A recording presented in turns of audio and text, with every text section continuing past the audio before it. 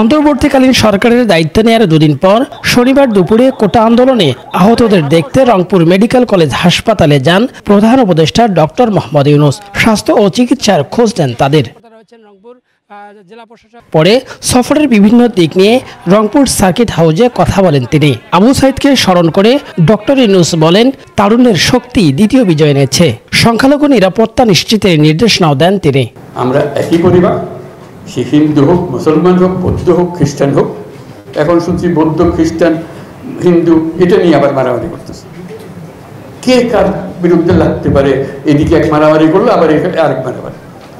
এটা যেন না হয়। আমরা যেখানেই এরকম অত্যাচার হবে কারো উপরে, কোনো একটা ওসিলা করে, এই ধর্মের ওসিলা, অন্য কোনো ওসিলা, সেটা রুখে দাঁড়াতে হবে। জানান, রাষ্ট্র কাঠামোকে ধ্বংস করা হয়েছে বলেই ছাত্র জনতা আন্দোলন করেছে। অর্জন ধরে রাখতে একতা বড় চ্যালেঞ্জ বলে জানান ডক্টর ইউনূস। প্রত্যেকটা জিনিস, এটা এই জিনিস নষ্ট হয়ে গেছে ওরকম না, পুরো জিনিসটাই পচে গেছে। এই পচা জায়গাতে আবার নতুন তত্ত্বাচার জাতি আবার তৈরি করতে আমরা পারি। পুরো কাঠামোতে পচন ধরেছে উল্লেখ করে রাষ্ট্র পুনর্গঠনে সবার সহযোগিতা চান প্রধান উপদেষ্টা। যদি না হন এটা পারবে না। রফিকুল ইসলাম, দেশ টিভি, রংপুর।